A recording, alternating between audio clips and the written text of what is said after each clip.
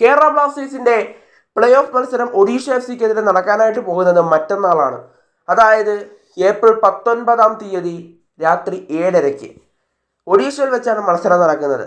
അതുകൊണ്ട് തന്നെ ബ്ലാസ്റ്റേഴ്സിന്റെ പ്രീ മാച്ച് കോൺഫറൻസ് ഇപ്പോൾ ഷെഡ്യൂൾ ചെയ്തിട്ടുണ്ട്.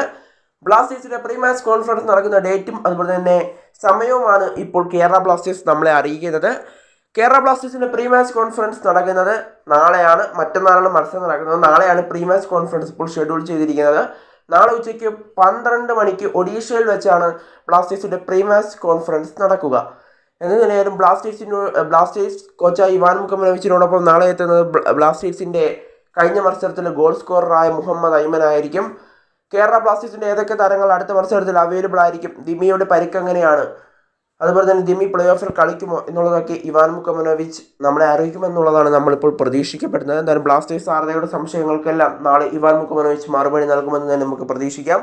അതുപോലെ തന്നെ ഒഡീഷ FC-ക്കെതിരെയുള്ള മത്സരം എങ്ങനെയാണ് കാണുന്നത്, ഒരു വിജയം നമുക്ക് പ്രതീക്ഷിക്കാമോ എന്നുള്ളതൊക്കെ ഇവാൻ മുക്കമനോവിച്ച് നമുക്ക് ഒരു മറുപടി നൽകുമെന്ന് തന്നെ നമുക്കിപ്പോൾ പ്രതീക്ഷിക്കാം. എന്തായാലും ഇപ്പോൾ PC സ്റ്റാർട്ട് ചെയ്തിരിക്കുന്നത് നാളെ ഉച്ചയ്ക്ക് 12 മണിക്കാണ്. എന്തായാലും നമുക്ക് കാത്തിരിക്കാം.